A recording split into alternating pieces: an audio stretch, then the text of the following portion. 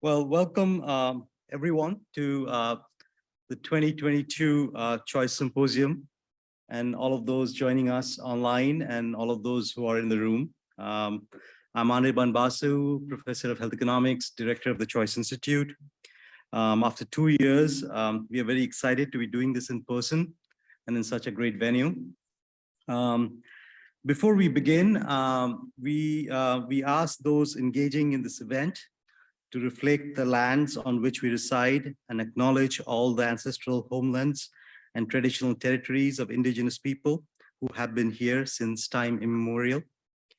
We acknowledge the Coast Salish people of this land, the land which touches the shared waters of all tribes and bands within the Duwamish, Puyallup, Suquamish, Tulalip, and Muckleshoot nations.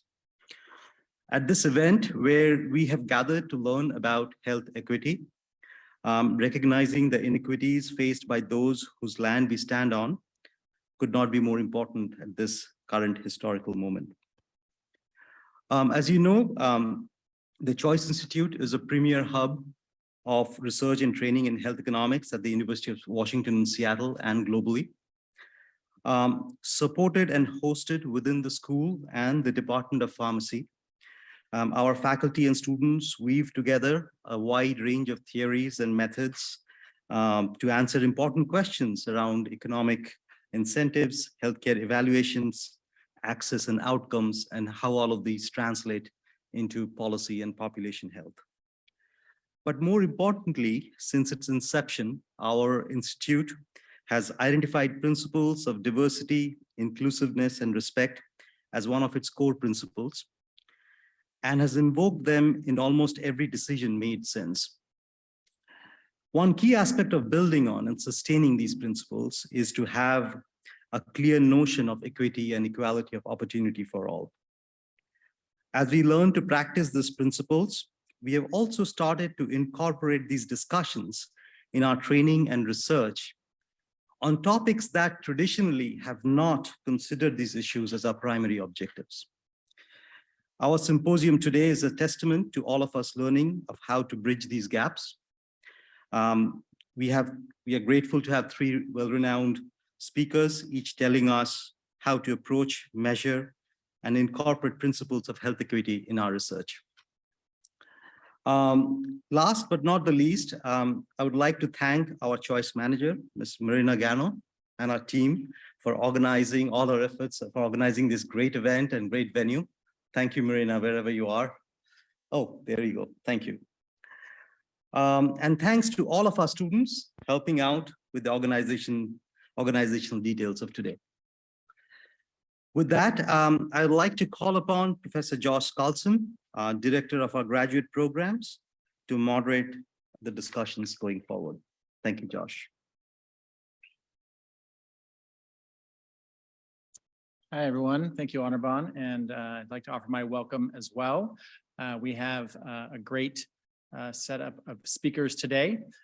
So I am going to introduce them, but first by way of the agenda, we are going to start off with Dr. Sherri Rose, who will be joining us virtually, and we will queue her up shortly.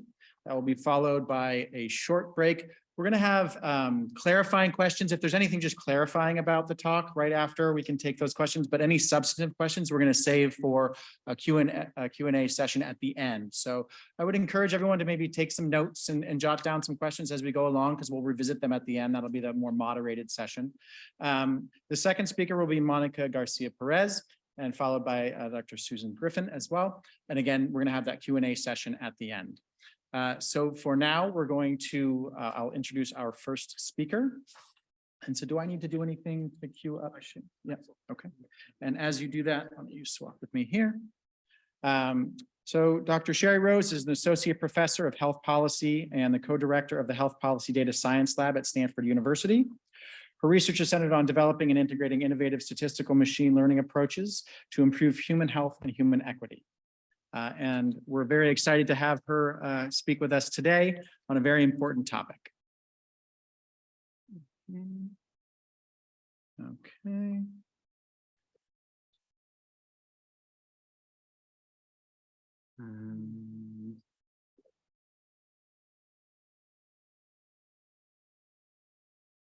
Okay, I think we are all set. Okay, go ahead. Sherri. Thank you. I'm delighted to be presenting a talk on algorithmic bias and machine learning in healthcare. We have many existing and new algorithms in healthcare, advances that hold a lot of promise to improve human health and health equity. And in this talk, I define algorithm quite generally as any rule that takes data as an input to return summary outputs. I'm going to start by orienting us on the current state of algorithms in our society.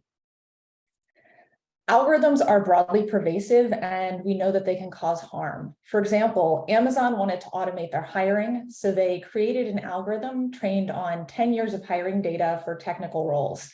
Unfortunately, because most of their previous hires had been men, the algorithm penalized the word women and all women's colleges. They tried to fix this algorithm, but they ended up abandoning it.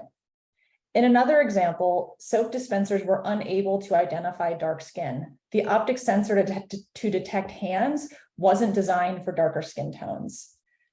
We see similar issues in facial recognition that can lead to dire consequences, where multiple Black men have been arrested in the United States for crimes they did not commit due to faulty facial recognition.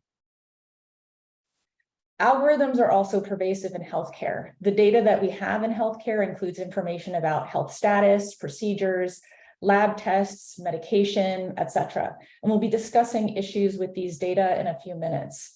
Algorithms themselves can range from in complexity from a checklist in the emergency room that says, should we admit this patient, to a standard regression analysis aiming to predict the length of stay in the hospital, to complex machine learning procedures detecting health conditions using images. The goal is to yield clinically or policy relevant results to inform decision-making spanning diagnoses, screening, prediction, and beyond.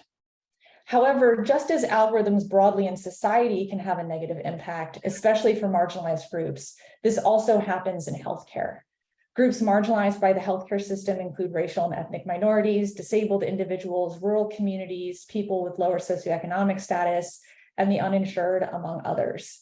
These groups already experience lower life expectancy and poor health outcomes. We know that algorithms could more frequently be contributing to improving health equity rather than harming it. We've seen racial bias in an algorithm such that Black patients would not get the care management they needed. There's also an opioid risk algorithm that surveils all individuals in the United States who pick up prescriptions, and it can lead to the denial of adequate treatment for those who need it most. So we know that algorithms are pervasive and can cause harms, but how are we combating this issue? Where are we with minimum standards for algorithms in healthcare? Well, there have been various guidelines proposed, including for randomized trials and diagnostic accuracy studies. The FDA in the US has also recently released final guidance for clinical decision support algorithms, although without enforcement mechanisms. My own work has included several proposed standards and guidelines, but these are just some recent examples. We know that uptake of these guidelines has been very weak, and there are no established minimum standards for general algorithms. This is a huge problem because it will not be feasible to study most algorithms in randomized trials. Existing proposed guidelines are insufficiently focused on ethics and fairness. This is discussed in the recent piece here by García et al. It's also important to highlight that ethics is woven throughout other areas of research, including conflict of interest reporting and IRB review, but not for the implications of AI tools. So we do this elsewhere, but not here. One of the recent papers that I worked on included a proposal for an ethical pipeline for machine learning in healthcare, starting all the way from problem selection through to post-deployment considerations.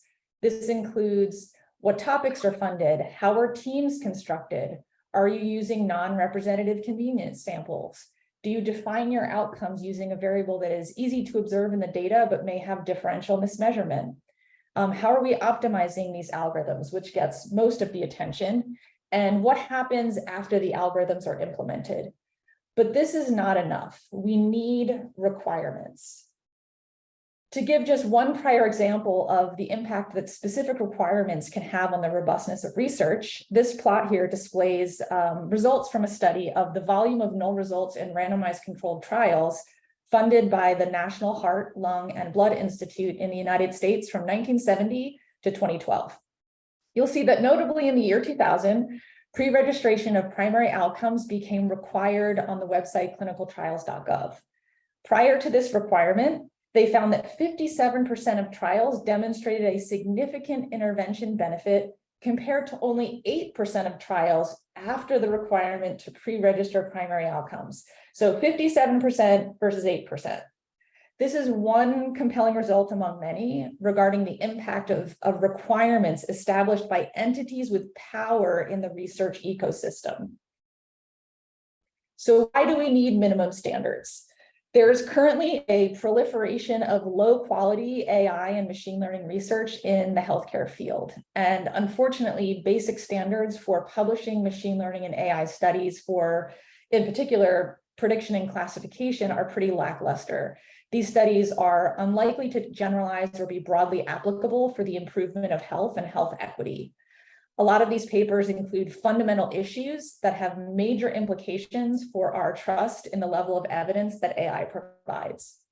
This includes a lack of external samples, no cross-validation, and not considering multiple evaluation metrics, including group fairness metrics for marginalized groups, which I'll talk more about in a moment. And many of these studies are also conducted with a single year of data and in a single hospital or medical center. But this focus on a limited set of evaluation metrics, with some papers only reporting AUC or R squared, and this so-called AUC leaderboard, is a problematic yet popular way to evaluate tools. To decide which classification algorithm is quote unquote best with a single overall metric that does not capture the totality of the performance of the algorithm. But overall, what I want to stress is that the research does not emphasize or prioritize algorithmic fairness and ethics for AI tools. That said, I have a bit more on metrics. Algorithms can have reasonable or excellent measures of AUC and other metrics like false positive rate or positive predictive value, while having near zero measures of true positives. I have numbers displayed here that are not even the most extreme examples that we discovered in our recent paper on this topic. We also saw, for example, AUC values in the 90s paired with single-digit true positive rates. And this is also an issue. This is an issue for rare outcomes, but it is also an issue when we don't have such extreme class imbalance. We saw these issues when class imbalance for the outcome was 30 or 40%. Meaning that these metrics can be incredibly misleading when the outcome is observed for 30 or 40% of the study sample. A basic standard that we should work toward should be that we need a broad set of overall classification metrics reported that include measures of both discrimination and calibration. Additionally, we need to go well beyond this and center metrics focused on group fairness, where we also calculate metrics for minoritized groups. Common measures of fairness are based on this notion of so-called group fairness, where we either strive for similarity in predicted outcomes or errors for groups. If this large maroon rectangle on the screen is our study sample, and the individuals in the yellow rectangle are part of a marginalized group, we can calculate these group fairness metrics on all individuals in the yellow rectangle. We can then calculate metrics on the complement group, everyone in the maroon rectangle, but outside the yellow one. These are the individuals who are not part of the marginalized group. These fairness measures help us assess differential algorithmic performance for marginalized groups, where we ask, will this AI tool perform worse for these groups? There are also newer algorithms, including some of my prior work, that prioritize these metrics jointly with overall fit criterion directly in the optimization problem, which I'll talk about in a few minutes. So a path forward. The field would benefit tremendously from having standards drafted and adopted by the community where a broad and diverse set of perspectives are incorporated. This would need to be followed by buy-in and enforcement from journals and granting agencies and other entities that have power in this research ecosystem, because we know that this makes a difference Having guidelines that are just suggestions does not lead to change. It does not lead to improved rigor, robustness, or fairness. So what might these look like? This can include potentially additional review criteria and processes for ethics. This idea has been proposed and implemented elsewhere, including at some computer science conferences, albeit without the minimum evaluation standards. It could also include new ethics-centered board members at journals or staff at granting agencies and ethics reviewers at both. What we need this to lead to is a minimum standard to require ethics, fairness, and health equity considerations for AI tools. That a tool is robust only if it has been assessed for influencing or exacerbating harms to marginalized groups. Another potential path is adapting principles from previously proposed social impact statements and working towards specialized implementation that would be necessary for the intricacies of healthcare and medicine. So have the researchers establish who is responsible to users if they are harmed by the algorithm. Is the algorithm explainable to users? How accurate is the algorithm? Where again, we want many measures of accuracy. Is the algorithm auditable by a third party, both the algorithm itself as well as the data? And this is where we may especially need creative solutions in healthcare, given that we work with highly sensitive data. So solutions could potentially include external auditors being added to data use agreements and IRBs. But the status quo is very far from this. We have many AI publications in healthcare that do not include any real description in the manuscript or even the appendix of the underlying architecture for the algorithm, and certainly no open source code. Lastly, we discussed some aspects of fairness, and I'll elaborate on even further on this in a few slides, but have the researchers considered the fairness implications of their tools? What are the benefits of this? The potential benefits of minimum standards are enormous. This can lead to improved generalizability and transportability to diverse populations. It would lead to attenuated claims in the literature regarding readiness for translation into practice. A lot of this is completely overstated in literature right now, as well as better contributing to directly improving health equity. In this next section in the talk, I'll offer some additional brief perspectives on ethics and fairness in AI for healthcare research, although this will be very far from comprehensive. And what I'd like everyone to keep in mind is that the goal is to focus on avoiding the perpetuation of harm to marginalized groups, and I'll share ideas towards reducing these harms. There are many questions that we ask when thinking about fairness and ethics in AI research for healthcare. These are just a few. Who has power to decide the research question? Who is in the target population? What do the data reflect? We know that our data reflects societal bias, including structural racism and access to care in rural, minority, and low-income communities. Then, how will the algorithm be assessed? This gets a lot of attention in the algorithmic space, but less so in healthcare. Are you only considering evaluation metrics for the overall population or also for marginalized groups? But a key tenet here is for fairness and ethics in healthcare AI research is centering justice such that benefits, risks, costs, and resources are equitably distributed. And we know that the current equilibrium in our healthcare systems do not do that. We know that the societal bias enters our data and our algorithms in many different ways, and that detecting this bias can also be challenging, especially when we don't prioritize collecting the right data. On this slide, I have an illustration of some of the constructs that are embedded in the data that we analyze. We have the world here as it should or could be under a more just equilibrium. But what we actually have is the world as it exists, including societal bias.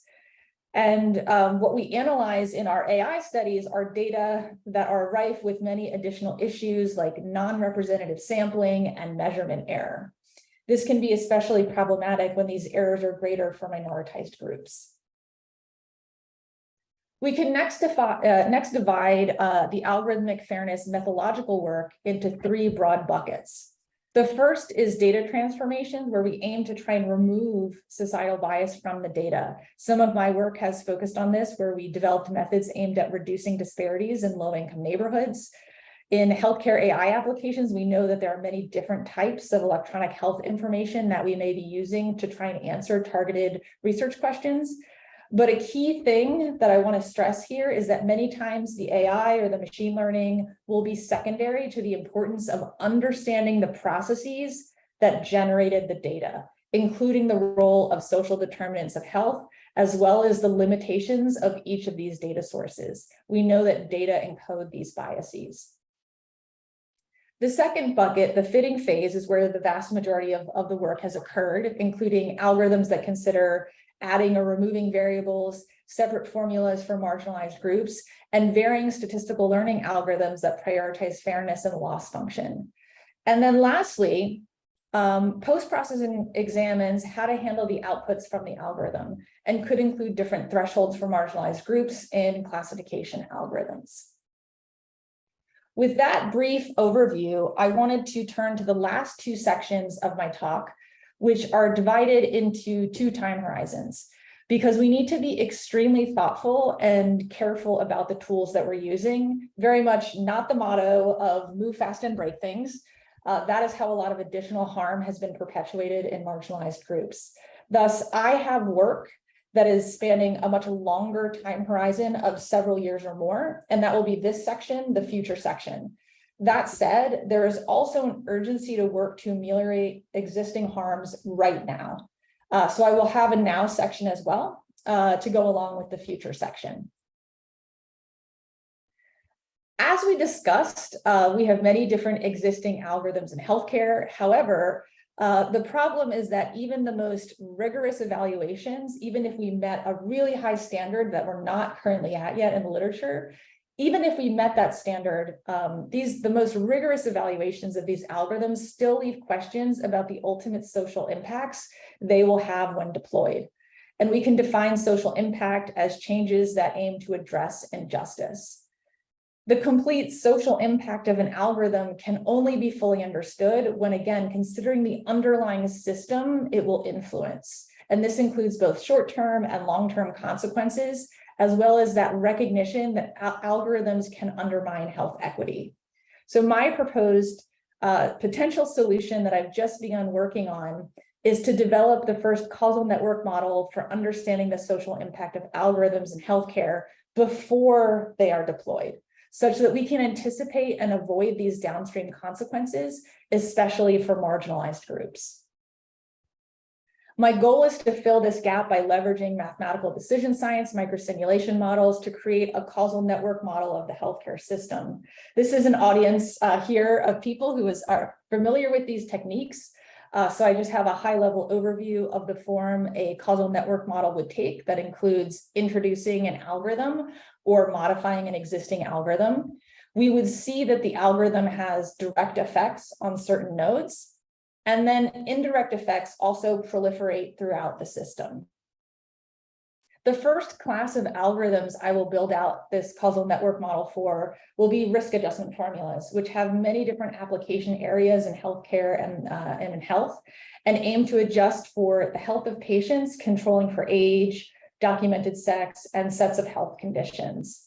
Risk adjustment is one of the most consequential classes of algorithms for social policy, given the millions of lives that are impacted by them in the US and around the world.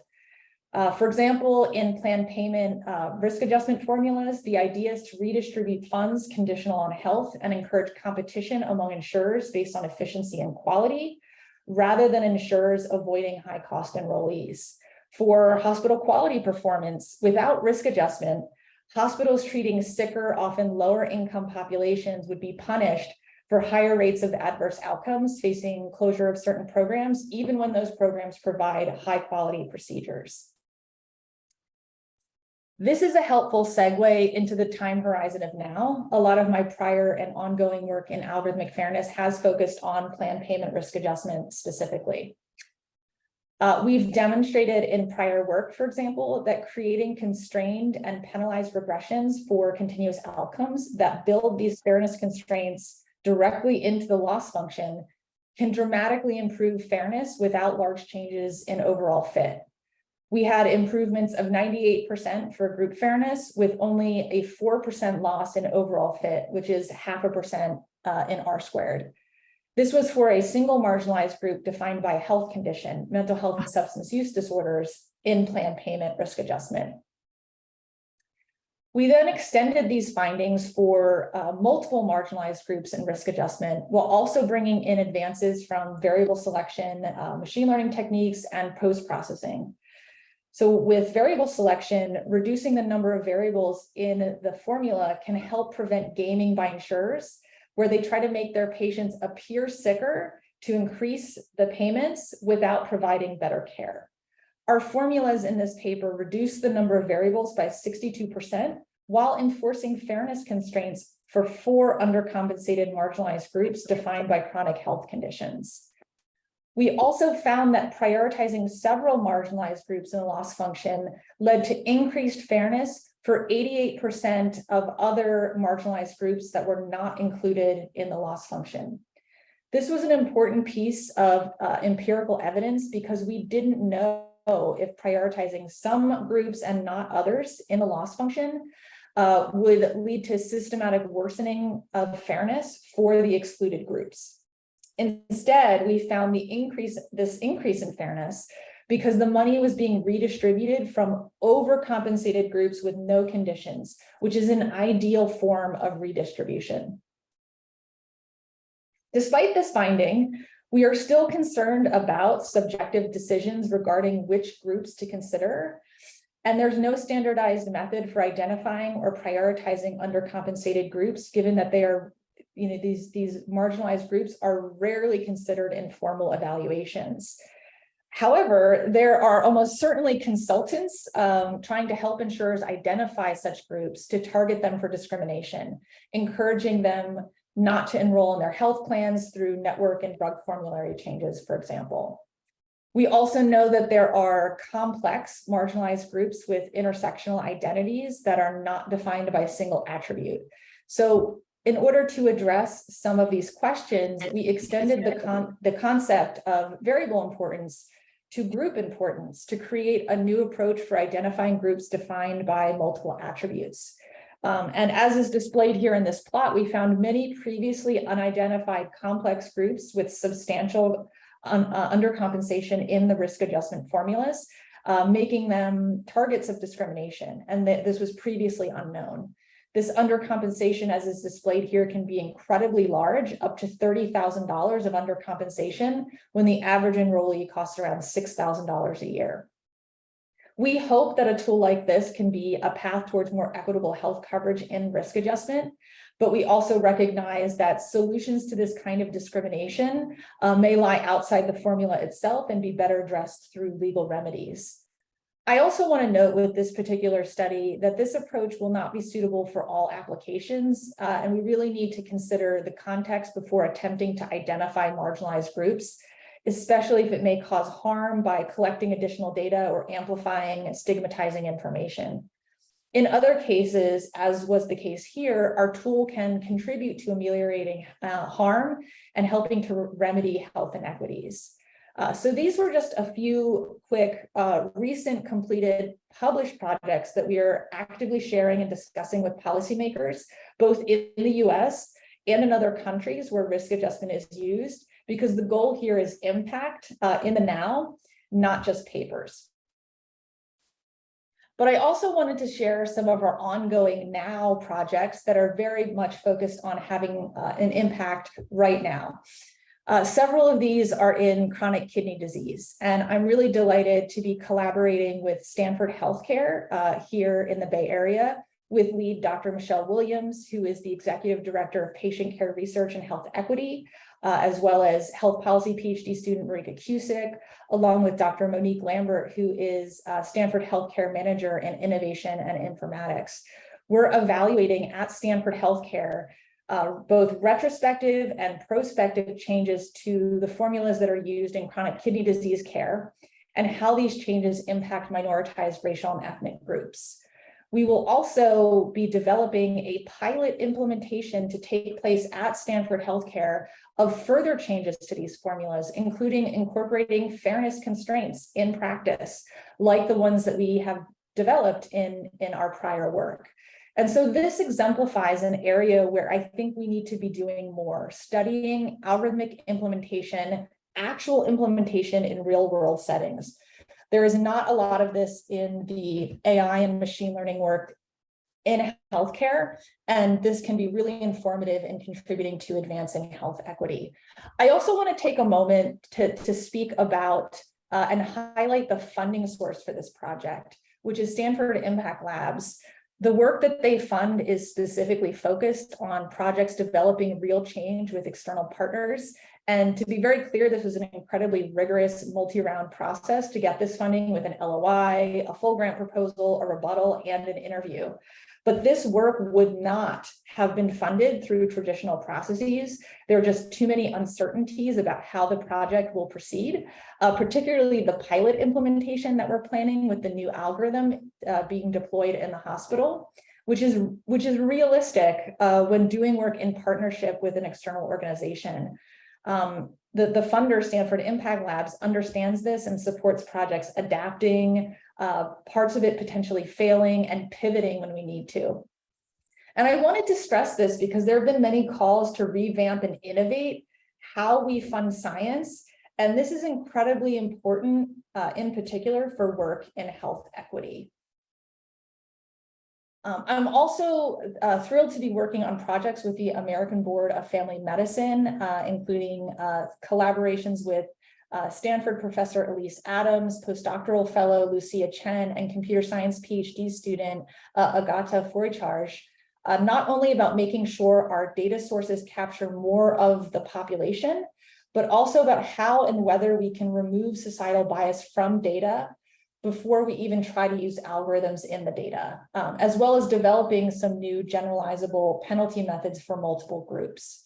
This particular set of projects is funded by the National Library of Medicine, where they had this notice of special interest on work in algorithmic fairness. And I'm mentioning this funding source and some other funding sources, not just to acknowledge them, but also to help illuminate these opportunities, especially for early career scholars whose work may have an overlapping scope. Thinking broadly and sometimes non-traditionally can help find great matches. Our research in risk adjustment continues as well, where I've been working with PhD student Marissa Reitzma, visiting students Meletta Melise and Stephanie Perez, and Harvard professor Tom McGuire to improve the undercompensation of minoritized racial and ethnic groups in Medicare. This follows directly from my prior research in undercompensation and the impact on discrimination and risk adjustment formulas. The funder for this project is the Laura and John Arnold Foundation, who were specifically interested in funding risk adjustment research with policy impact. Our deliverables for this work explicitly includes creating a policy brief, summarizing our publications that we will be circulating to policymakers. So in closing, with algorithmic work everywhere, but especially in health equity, we should always be asking some why questions. Why does this algorithm exist? Should this algorithm even exist? Is this an acceptable baseline? I think it's also always important to ask why we're doing this work. Who is doing the research matter? I know that I bring my own lived experiences to these projects. I grew up in a low-income household and I faced food insecurity and lack of social support. I've been evicted twice as a child. And I was also without health insurance for large periods of my childhood. And in college, I was uninsured for all 4 years. I really know firsthand what it's like to lack access to care. And my life experiences being uninsured and low income are major factors in my passion for health equity research to have real, meaningful, practical relevance. The goal for health equity work should, again, not just be published papers. The problems that we're facing in health equity are too important. This is not an opportunity for careerism for the already privileged. It's really a moral imperative. And we know that research in population health has tremendous potential to influence public health directly and have an impact on health equity. I'll end by saying I'm incredibly fortunate to work on these issues with a wonderful multidisciplinary team of trainees with expertise in informatics, medicine, computer science, health policy, and economics. I want to thank them for their many contributions to our research. I also want to acknowledge some of my other funding that helps me advance this kind of work. Previously, this was my NIH Director's New Innovator Award that ended this summer. And now my new work that I mentioned on causal network models for understanding the social impact of algorithms is funded by my new NIH Director's Pioneer Award. So I want to thank everyone very much for the invitation to present these ideas at this event. And I will end here. Thank you. Okay. We're going to move on with our agenda. First off, thank you so much, Sherri, for an excellent talk. We will be inviting her back to the Q&A section at the end of our session today. But now we're going to turn to our next speaker, Dr. Mónica García-Pérez. Dr. Perez is a professor of economics in the Department of Economics at St. Cloud State University in Minnesota and a senior fellow at the Samuel Du Bois Cook Center on Social Equity at Duke University. Her research area concentrates on health economics, immigration, and labor economics. And the title of her talk is Placing the Equity Within Health and Economics, Policy in Economics Dimensions. So we're very excited. Thank you so much for joining us. Switch to this. Thank you. Okay, yes. Can everybody? We're all set. And this is the clicker. Yes, that's All fine. right, thank you. Just wanted to make sure that, can I be here online? Good. Well, morning, afternoon, I don't know, it's dark. So hello, everyone. The students early were talking to me. We have lunch together, so we're talking about cloudy days. Well, today, my presentation is going to be like an array of discussion and comments about how we place this word of equity within the work that economists are doing, especially when we talk about health equity. But first, let's be clear about the definition. So the first thing is most of the work among this topic are lying on the part of health disparities, a particular type of differences in health that is closely linked to kind of a economic or social or environmental disadvantage. And health equity is about the fairness that everybody has the chance to have a fair and just opportunity to be as healthy as possible. So what will be the first difference when we're thinking about health disparities? We're normally thinking about, I thought this was a point, we're thinking about this difference between two groups, minority and non-minority. And this is a very, probably many of you already have seen this graph, but also want to make sure that those who haven't seen it know the difference. So we know the difference between some outcomes, and some of that portion, or maybe all, is maybe due to disparity. Some of that difference may come explained by the differences in clinical need and patient preferences, but some others could come from services and regulatory system or something in the system that may create these differences, or discrimination or biases and prejudice among those who are providing services and those who are receiving services too. So the overall target goal of health equity is important. As this is presented in a particular case, a coronary heart disease death rate, we can see a target goal in 2030 for 71%, 71.1%. The health equity in this would be how far away from the target every group is. And as you can see, groups that are normally underrepresented minority groups like Asian and Hispanic are under that goal. And when we're thinking about that particular target and that particular indicator, we would start looking at groups as American Indian and Blacks, African Americans and Blacks individuals in the US. But there's a difference between, if we start focusing only on health disparity research, we'll be only comparing whites and Blacks or whites and Asian, and we'll be looking at the how far away just they are, all this group, away from the target. But in addition to that, if we're thinking about health equity and health disparity, this wouldn't be new. Like, there's a lot of people already have talked about this. There are landmark reports in 1975. The Black and minority health would be like the first formal reporting with presenting all these health differences and health disparity, and with a goal of health equity. Bigger and larger than other groups reports appeared 80s, 70s, And I realized that 70s, almost 50 years ago. And then also among the groups of LGBTQ community. So yet some other level of disparity and populations are also relevant. So when we talk about health disparities, all of the definitions, especially the NIH, define health disparity, the groups of racial of any minority that have less privileged socioeconomic status, underserved rural populations, sexual and gender minority, or any subpopulation that have an intersection between those two groups.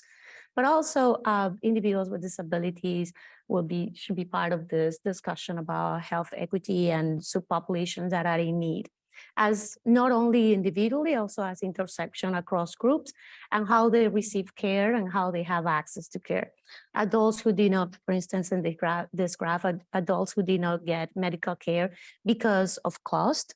We can see those, not just that individuals with disability are more likely to not have received care because of cost, but also there are differences within groups, across groups and within groups.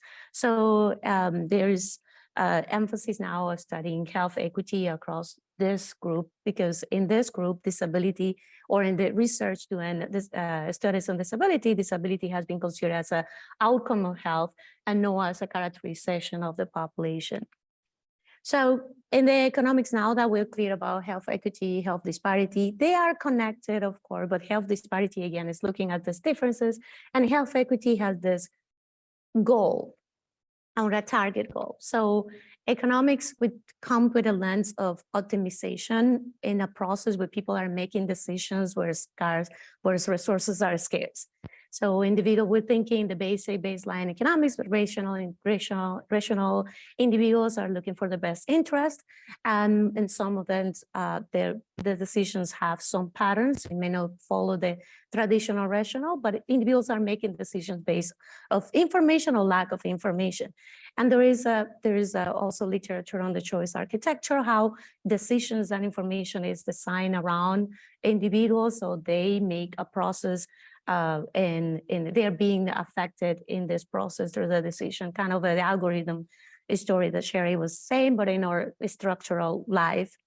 And how this affects the health and healthcare markets, demand and supply, production of health, optimization, efficiency. In all of these places, economists can have a lens on the individual decisions. And there's a lot of individual decisions that comes into all the outcomes that we see.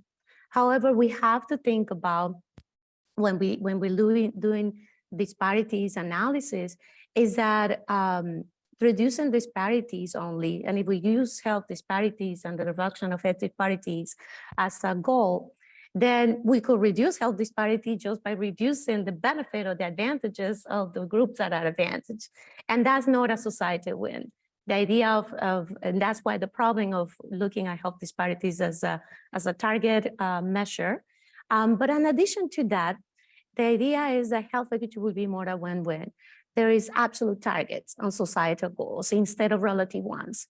So we can have, and then there's also the trade-off when you have absolute targets, but also the absolute targets in measures that are less costly will be at least be distributed in a more efficient way with reduction of access of some groups because of X and Y.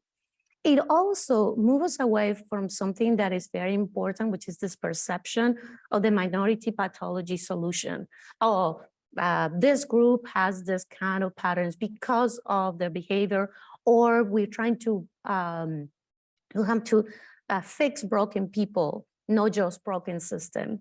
So if we have a health equity, we can have that balance between subpopulation issues and the population and the problems of the system, instead of thinking about just the differences between the groups, and then it defaults into the problem of the group that is the minority.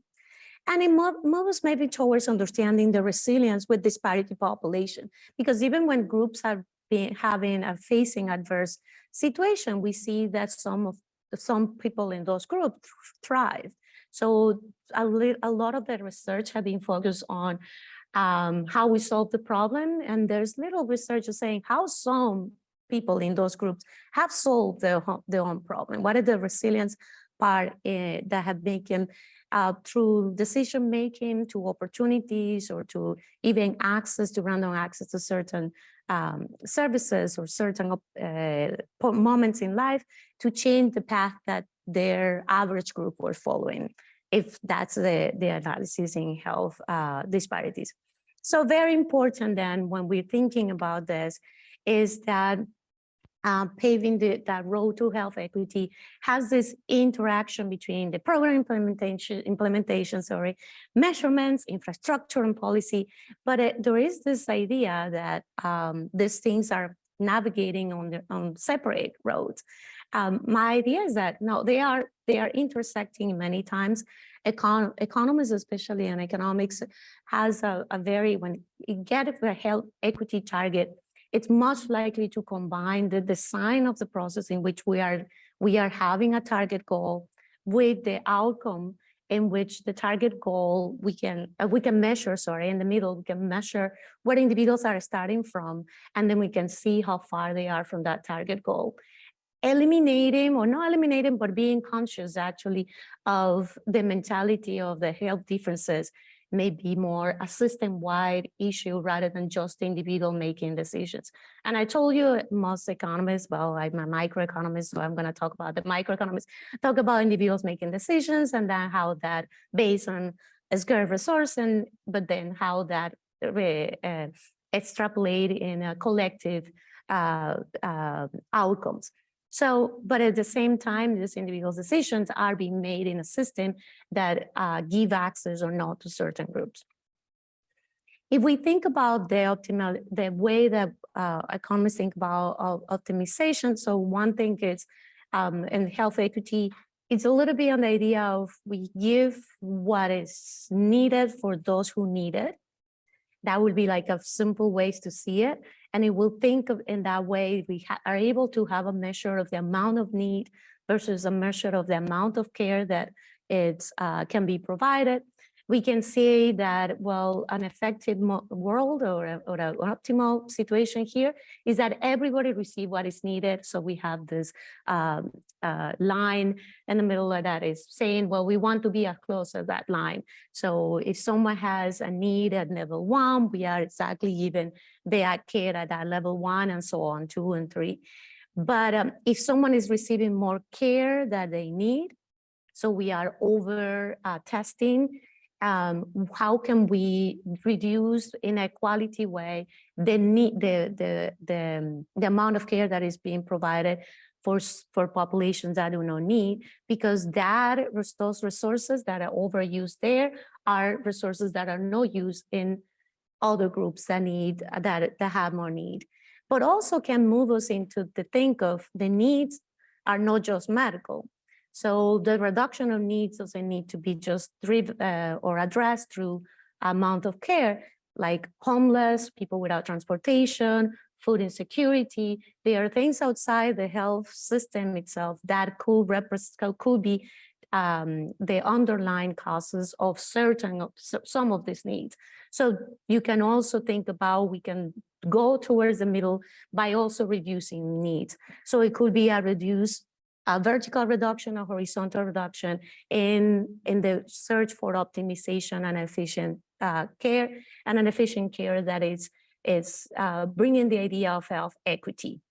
And notice here, we're not talking about whether individuals are Black or white or Hispanic or Asian or a particular group. We're thinking about what is the need and what is the care. So having this mentality can help us to identify those moving up and down and the underlying consequences and underlying causes. Health inequity, and every time we talk about health inequity, we're talking about the social determinants of health, especially among economists, and I'm popularized more in the last 10 years, obviously, but we think about the determinants and towards the individual. I think part of the analysis too is knowing and understanding that yes, and in the process, there are individual decisions that are facing a system, and that system is changing or is being limiting or framing some of those individual decisions. And then how the upstream or downstream determinants of health or social determinants of health, such as poverty or distress or anxiety, hostility, or economic factors, are also drawing or limiting the spectrum of the radio where individuals are making decisions.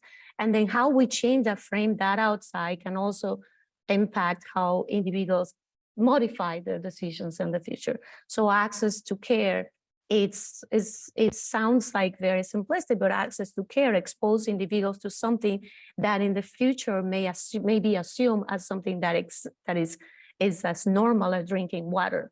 So having access to something like it includes people in the process of the decision of using it now is not limited by whether they have access or not. So, but of course, in this individual-based decision, we cannot forget population and system issues. So if we're in the US and thinking about the historical structures, how individuals of slavery, segregation, redlining has been very impactful among the African-American community in the US, how that have long-term health issues and among the African-American health issues and trust issue with the health system, immigration policies, how policies, even health policies, have been having some immigration flavor, have created or disrupted access to health services among immigrant community, enforcement, language and cultural barriers between the groups that have embedded into public health policies and other policies.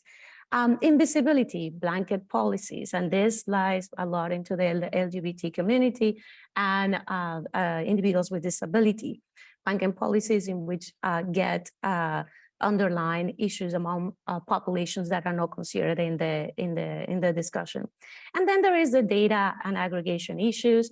This is a more practical or empirical issue on how people self-identify themselves, because in all this process of identifying the goal and identifying how far from the goal individuals are, you need to identify those individuals groups. And to identify those individuals groups, you need to have data. So for an individual to population groups, for individual, you need to identify needs, identify intersectionalities, identify access and current care, identify the care level, where is quality and quantity, but on population level, identify the aggregate background, the systemic process, the policies and best practices that have been used for these groups, and the implementation of optimal system. But then I'm gonna go again that this is not a process that goes just one direction. It will overfit because those groups are very different, and the combination of the groups, those groups may also create a different environment. So we need to design policies, and that's very, very similar if we think about the process of algorithm, that how you design policy, you identify the goals, and then you think about, well, how we identify goals. One, it could be to reduce human errors. So there are examples of automatic referrals or humble human errors with the asterisk that algorithms are also designed by humans. So algorithms can also have human errors. But the humble list is a very well-known case. I'm going to talk a little bit more about it, but it's creating systems in some places that can reduce the ability of the individual offering the service or making a decision to include their subjectivity and the process. And also to improve access to care, so revision of exclusions in policy or community health services or services at the local level.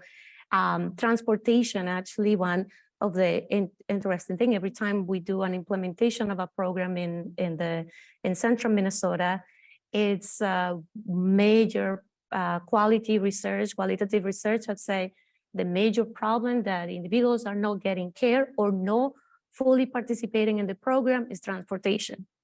So the way of moving around in the US especially is going to be, it's an important limitant for all participants or people that are searching for care. Now the access, or the lack of access becomes in a different frame of not being able to arrive to their doctor's appointment. And then also to reduce needs. So having social determinant of health targets and address specific measures that are outside the medical or health system. So policies, manuals, and regulations, and I think that here, Sherri and I are on the same boat, they have to exist. The only way to know how to do better is knowing about what we're doing right now. So we need to have something that I follow up and I follow some rules. So the science increase based on this data, population groups, implementation, efficiency, health, and health equity goals. It's maybe sounds redundant, but that's not necessarily the way that policy design has been put in place in many places. Practice, best practices are having sometimes blanket practices. For instance, the example of I have is implementation of policies of food as medicine, and we were making this, we implementing this program in central Minnesota, and people with diabetes and cardiovascular disease, they will get access to some nutrition food box with Feeding America, some boxes that have products that were specific to let's say disease related or disease conscious. So they were looking at like quantity of sugar and quantity of good protein, carbohydrates, and a balance. And we make all this design. It was like incredible. It was the first time I'm in an actual implementation of this kind of program, because I'm an economist. I normally use observational data. I was like, oh yes, we're gonna create this. Well, one of the major problems is around the 200 participants, only 50 were continuously using the service. And then now we have to go back to find out what's happening here. Why they are not, I mean, this is like monthly appointments, monthly food that they were receiving, and a $100 gift card. And the problem was transportation. And this program was similar, was kind of not copy and paste, but it was inspired by some other programs in other cities that were more urban areas. And we missed the transportation. So blanket policies that we see best practices where we can adapt it to the local need. It's the best way to address, and the only way to adapt it to local needs is that you also have local individuals that can be part of the design of the policies, and not someone like me who is driving everywhere and has their own car and is thinking about transportation.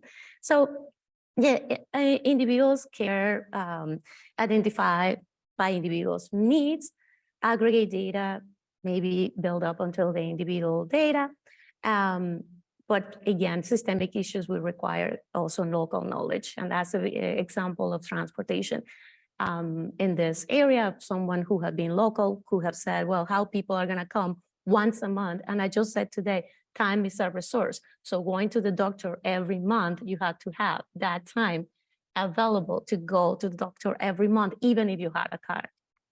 So policies are not the goal, but the tools to reach health equity targets. So a baseline practice, they can be used as a baseline practice that it needs to dynamically be adapted. And that's would be, we see policies at this adaptation of behavior and best practices. We do better in terms of finding a goal, and the goals are not statics again, like the goals can be also updated.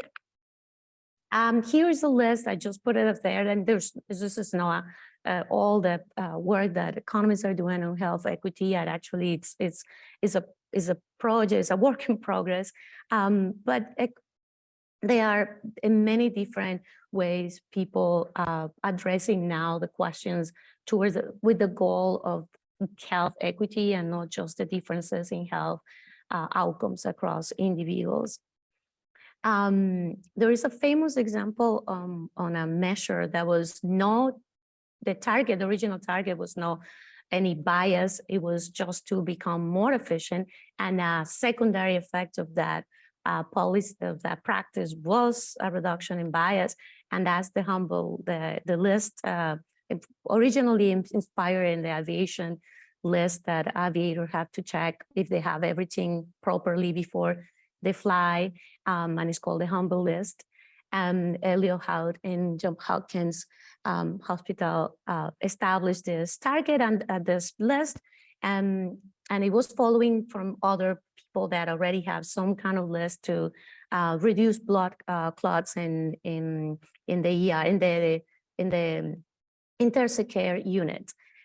Because there are so many decisions made in the intensive care unit, 200 decisions on average, then they make this Humble List, and they find that they check, once they start using the Humble List, they reduce fatality by 50%. They reduce the returning of patients in the next 90 days from in a month at 22 to 2 returning patients for blood clot issues.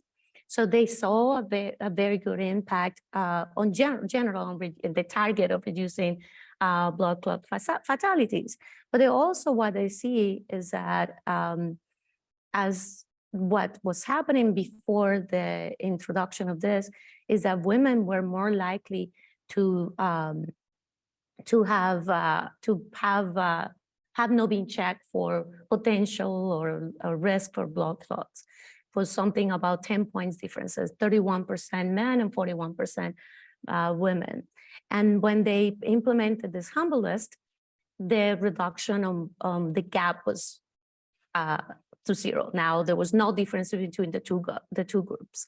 So the nice thing about this policy is that move everyone towards a target, and at the same time was able to move everyone in like faster the group that was farther away from the target, which in this case were women. So if we have this vision of relative and absolute when we're making this analysis, it can help us again to say that a system can be a target first, or the target of changes, and individuals' behaviors can be taken into account, but it's not the only things that are going to make the outcome disappear. So systemic decision processes may reduce human errors, with the caveat that the systemics can also bring some of the human errors, especially if they are big algorithm.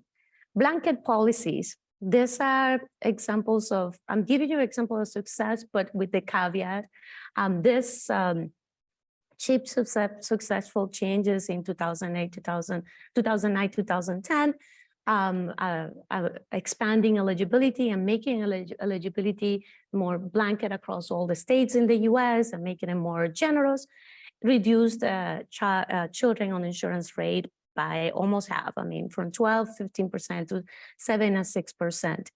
However, because these policies are also in the environment of restricting access to care to certain groups, low-income U.S.-born children in mixed status family, a mixed status family is a family that have at least one non-citizen or undocumented parent. So this is like children that are born of parents who are, at least one of the parents is undocumented or non-citizen. They have much higher insurance rate, and reduction was lower. They went down. These are U.S. children who either are eligible for Medicaid and they are eligible for CHIP. The family, at least the children of the U.S. member of the family, we see that the reductions go lower as some members of the family are limited to access those resources. And then obviously now we're going to see lower reduction in low-income foreign-born children, which rates are still high among the children in the U.S. So health policies with immigration enforcement flavor creates this disparity and inequities in groups that are target groups in the health system, children in the US specifically. So putting everything together, we economists need to work on including health equity targets in our optimization models based on individual decisions and how we can iterate on that framework of thinking. We were not thinking that way. And indeed, there was some a little bit on the health disparity portion, but we're not thinking about this target, blanket target across all the groups. And the policy design is data driven, and that's probably already something be said. But that iterate and update based on local experience. One of the problems is that when we see something that is working somewhere else, we are rushing to put it and apply somewhere else, even if it's in the same US, and don't think about the local needs and the local differences, even among immigrant groups. So it's not the same Latino group, Latino population here in Washington State, here in Seattle, than the Latino population in Miami and the Latino population in Twin Cities. Not just the background, the place of birth of individuals in those areas is different. Also, the way resources and the way they commute, the network of ways of doing things are different in these different geographic areas. So geography and the actual local characteristics are gonna need to be taken into account where policies and regulations are being implemented, even if the implementation of the design was made at broad level, national level. One thing I didn't write is also when we're making these policies, more than thinking, because I was going to put a slide about diversity in the workforce. So having representation in the workforce may be another policy or group of policies that can help on health equity, because how we treat, how the treatment has been, many researchers have proved that the treatment changes if Hispanic treating another Hispanic or Blacks treating other Blacks. But for policy, I think it's more important too that people are in the table where the policies are designed, like where people are designing and thinking about these issues. And I think still it's not the case. We still see that policies are being implemented towards a population that looks very different to the group that designed the policy. And if that's the case, that keeps being the case, we're gonna keep making mistakes. So with that, I hope I was able to put the health into the equity between the health and econ, and with the perception of how policies are designed. Thank you.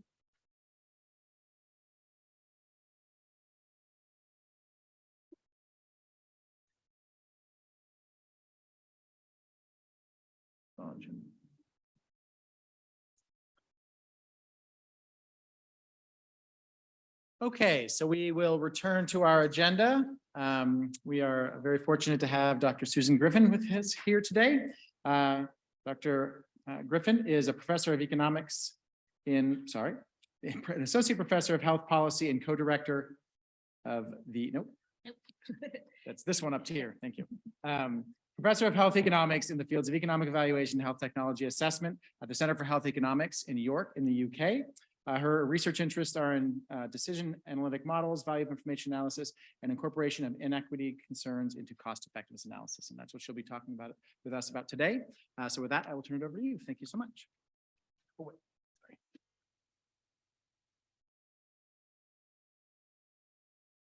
sorry. Okay, good afternoon, everyone. Hopefully you can hear me okay. I'm not sure I've got this, I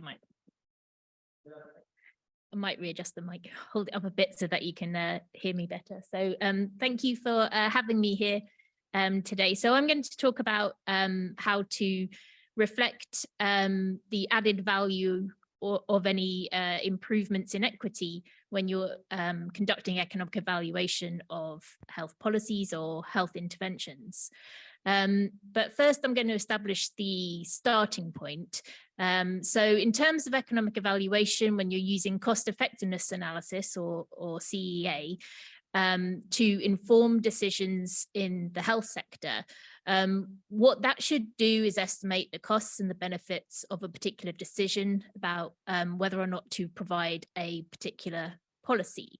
And what in principle it should be doing is providing an unbiased estimate of the average costs and the average outcomes, or the total costs and the total outcomes of that decision. So across the whole population that's going to be using that particular intervention.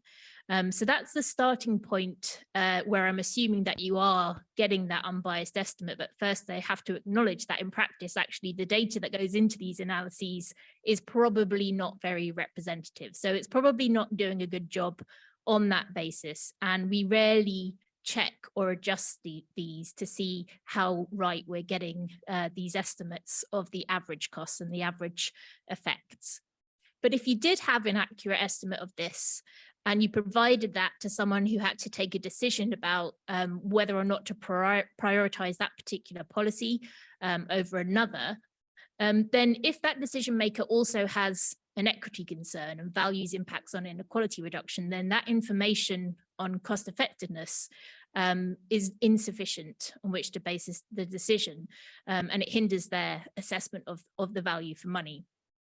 So we can extend our cost effectiveness analysis, and instead of looking at just what the average cost is, we can look at what the cost is in different groups and look at the outcomes in different groups, and we can give information to the decision maker about not only the overall cost effectiveness, the overall outcomes, but also their distribution between these different groups. We can provide this summary information to support the decision in a way that allows them to then incorporate the equity impact. So the way that people use this type of information is to support a range of different decisions. And the economic evaluation part really brings into bear the opportunity cost of providing a particular policy in terms of comparing the gains from that policy to the gains we could have got if we'd invested the same resources in a different way. And the reason why this inequality information might be useful is because the cost-effective policy may not be the one that minimizes inequality. We can often see with particular interventions that uptake and adherence and efficacy might be better in more socially advantaged groups. And so it can look quite cost-effective to choose these type of interventions if we're just looking at the total costs and total outcomes. They may be cheaper and they might have quite good health outcomes. But by approving these, you might actually be exacerbating inequalities and having intervention-generated inequality. Conversely, the policy that would do the best at reducing inequalities might not be deemed cost-effective. This can be because we have to pay more potentially to deliver those interventions to underserved groups. I've put cost-effective in inverted commas here, because I want to acknowledge there's a shorthand often that cost effectiveness analysis or something being cost effective is described as being something that would maximize health. For example, it might give us the most population health, and that's what value for money is. However, those two things are quite distinct. You can have a cost-effective way of achieving any particular objective you like. So we could talk about what's the most cost-effective policy for achieving our health equity goals. So cost-effectiveness is not equivalent to health maximization, but it's often used in that way in the literature. But in terms of how cost-effectiveness analysis is used in health technology assessment, it provides us with quantitative information on these average costs and outcomes. But information on health inequalities is also relevant to these health technology assessment processes. If you look at the documentation around the purpose of health services or around HTA bodies such as the National Institute for Health and Care Excellence in the UK, you will not see any explicit statement about maximizing population health. You tend to see statements around improving health outcomes, and you're more likely to see statements about achieving fairness and equity by provision of appropriate healthcare than you are to see about maximizing or increasing total population health. So inequalities is part of the objective function of these bodies. However, they don't get much quantitative information to bring to bear on the inequality impacts of the policies that they're making their decisions around. They get very limited informal information sometimes on the characteristics of the patients who might be affected by the interventions they're considering, but they don't get any information about differential effects between these groups, and they might not get any information in particular about the opportunity costs that fall on those same different groups. So despite the fact that it's a stated policy objective in many different settings internationally to reduce health inequalities, we might ask, with this lack of information going into support these decisions, are they actually influencing funding decisions, and can we do better? Can we provide some information to help people make choices to reflect the value that is placed on reducing these inequalities? And there's a range of different decisions that the social value of equity impacts can inform. So I come from a background of economic evaluation and working for a body such as NICE, which, similar to bodies such as ISA or other HTA bodies, might be looking at evaluating single interventions. And the decision that's being informed there is whether or not you might offer or reimburse or provide that particular intervention within a healthcare plan. But there are other areas where the value of equity impacts might be relevant. And these might be overall budgeting decisions, how much money to devote to a particular health service, or at a regional level, how much of your local resources might you devote to public health, for example. And one example that I've seen proposed here recently is in terms of Medicare Advantage plans, where they get a bonus payment according to some star quality ratings. And there's been a study that looked at what if you also provided information on their inequality impacts, and you could potentially determine bonus payments according to those as well. So it could inform those type of budget setting decisions. It can also include inform decisions, more broad coverage decisions, not about individual interventions, but about a whole package of care. So there's a lot of work in certain countries that are moving towards universal healthcare coverage, for example. They're designing health benefits packages. In principle, you can use cost effectiveness analysis to determine which interventions you should include within that package. But we could include additional information on inequality impacts if we wanted to design a health benefits package, not only for its overall impact on health, but also for its impact on health inequality. It's starting to be used as well to inform how we reimburse healthcare providers for the quality of care and the amount of care that they provide. And so you can develop equity sensitive pricing and reimbursement schemes if you use this type of information. And finally, we know that although we should in principle have healthcare that is available to everyone, it doesn't actually work in that way, and people are not getting access to the care in the same way. So you might need to do more to actually effectively deliver it equally to everyone in the population. And this type of information about how much we value that inequality reduction can help us understand the value of implementation policies to increase utilization in groups that are not getting the same amount of care that we would expect given their levels of need. However, providing this type of information is difficult because, as Mónica has already explained in her talk, we can look at differences between groups. But when we're talking about equity and health inequalities, when we're talking about unfair differences in health, then we need to make a series of social value judgments.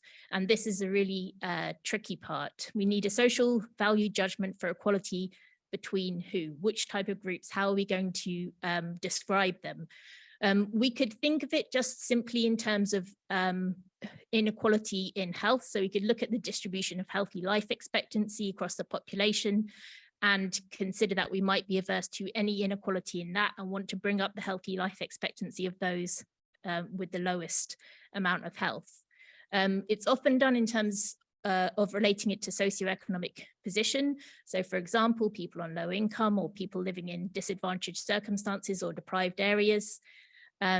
This becomes tricky again because some aspects of socioeconomic position are themselves a social construct and can be difficult to define and will differ throughout people's lifetimes.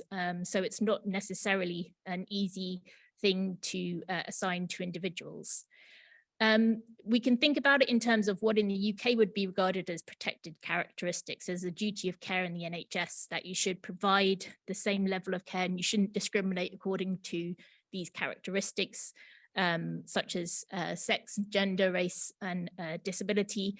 And there's often a concern for particularly vulnerable groups, such as migrants or homeless people, or in some settings, indigenous populations who are very disadvantaged. And there is maybe some other geographical concerns.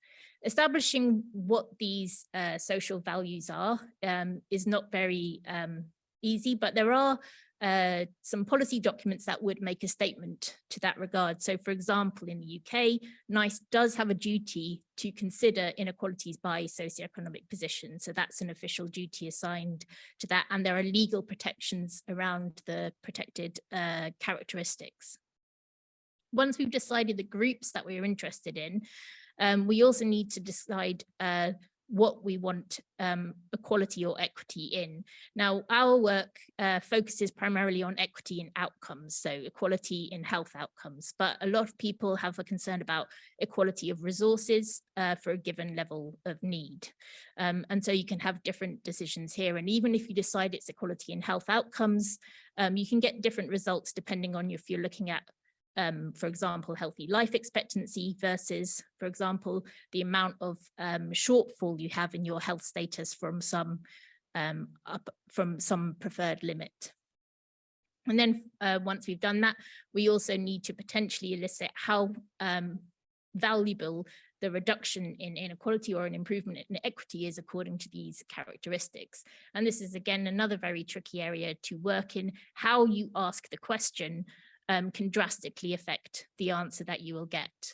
And so you see studies and reviews of studies that have attempted to answer this question about how much social value there is attached to these improvements in equity that give vastly different values depending on exactly when, how, and where the question was asked. So it's not an easy thing to do, but I would argue that because these things should be taken into account anyway and are informally taken into an account, we're not in a worse position for trying to be explicit about making these decisions versus leaving it all informal and on the table, and we're unsure if it's even coming into play. So in terms of how you actually might extend your cost effectiveness analysis in order to bring in the social value of equity, we can start with these 3 stages of economic evaluation, which you could apply to cost effectiveness analysis or cost benefit analysis. And we can divide it into some questions of fact and some questions of value in the process. And this applies no matter whether or not you're doing a cost effectiveness analysis that takes account of equity impacts, or if you're just doing one to look at the overall impact of the policy within the population. So the first question of value is, what are the outcomes of interest? What are the relevant dimensions? So if I was doing it from a health system perspective in the UK, I might say that I'm interested in health outcomes. That's the dimension of interest. If I was doing it in another jurisdiction, I might say it's health outcomes, but also productivity. In terms of who are the individuals affected, that's who would potentially receive the policy, and also who would have otherwise benefited from alternative policies. So who bears the opportunity cost? But that's a question of fact, and in principle, we could measure that, and we could measure their characteristics. And then we can measure what's the direct effects of that particular decision in terms of costs and outcomes, and we can look at what the opportunity costs are. And the distributional cost effectiveness analysis, or the value of equity, really comes into the 3rd step, which is when we're aggregating the effects of our policy. So when we're adding up all our costs and outcomes, and we're looking at whether or not we're going to prioritize particular groups or prioritize health gains to particular individuals, it's going to come into that aggregation function there. So the steps are, you would estimate your costs and outcomes as you would for a cost effectiveness analysis, but you would do this in each of your equity relevant subgroups. You would allow in your cost effectiveness analysis for your inputs, your parameter estimates, to differ by these equity relevant characteristics. So you'd have to examine to see if there's evidence that the efficacy of a particular intervention might differ across these groups, whether baseline risks differs across these groups. And in principle, once you've calculated the costs and outcomes in all your subgroups, if you were to sum overall those subgroups to the population level, you'd get the same information as a typical cost effectiveness analysis that only looks at that average cost. What we then want to do is take the total cost across the whole population and convert that into a distribution of opportunity costs, because the people that generate the costs are not necessarily the same ones that would bear the opportunity costs. If we decide to reimburse a particular policy that funds care for cancer, for example, if we that might take resources away from alternative policies that would have impacts on people with other types of diseases. So this is a broader population than just the people who would receive the particular intervention that you're looking at. But then we can calculate the net benefit or the net health impact in each of our groups. We can add these net impacts to our baseline distribution health, and we can compare our distribution of population health with and without the intervention. And we can provide some information on inequality impacts. And I've just put a little note here to say that sometimes, instead of just looking at this pure distribution of health, people are particularly interested in the unfair differences in health. So they would want to adjust their calculations for the fair versus the unfair differences. And this, again, is something that's hard to agree. So one thing that might be regarded as perfectly fair would be if you are someone who likes to go base jumping, your life expectancy will be reduced by that, but that's your choice. And so nobody's going to want to prioritize your healthcare more because your life expectancy is reduced by a free choice that you make. A more tricky area would be differences between men and women. We know that there's differences in healthy life expectancy between men and women. Some people might believe that's largely attributable to biology. Some people might think it's attributable to free choices. And on both of those circumstances, people might say that's not necessarily unfair. Others might say it's a product of cultural expectations and it's not a free choice, and that there are some elements that are unfair there. So it's not an easy categorization of what is fair and unfair. But in principle, if you did think that some differences were not inequitable, you wouldn't want to calculate, you wouldn't want to capture these within your measures. But if we want to summarize our information on how an intervention impacts on our health inequality, once we've already determined the groups we're looking at the inequality with, we face another challenge in that we have to choose an appropriate measure to provide that summary information. And the choice of measure will be important in terms of both the magnitude and the direction of change that we get with the intervention. So a given change in distribution can affect relative inequality, absolute inequality, or shortfall inequality, and these don't always move in the same direction. And the type of measure we use, some measure of variation, might not follow what we agree would be the principles of inequality aversion. So not all measures of variation would fall following what we might regard, were we to look at the information, as a reduction in inequality between our groups. And we have to be careful with certain metrics such as the Gini coefficient, because they impose a particular weight on people according to their position in the population distribution. And this weight, it really should match the societal value attached to the inequality reduction. So if you're going to use a measure like the Gini, you want to use an extended measure that allows you to adjust and reflect the appropriate weighting there. So because there's no, I guess, objectively correct answer about which measure of inequality would be best, our approach is to suggest that in general, you should present a range of different measures of inequality when you're presenting information on how far is the gap between different groups reduced. Sometimes they may all agree, in which case you could be reasonably assured that this intervention is an improvement in terms of inequality. But we can go further and we can calculate social welfare-based measures of inequality. This would be by defining a social welfare function. In terms of looking at health outcomes alone, we can look at the distribution of health, and we can calculate this function including an inequality aversion parameter. So that's the extent of preference within the society for an equal distribution. From these types of measures, and there's a range of them available, we can calculate what's known as the equally distributed equivalent.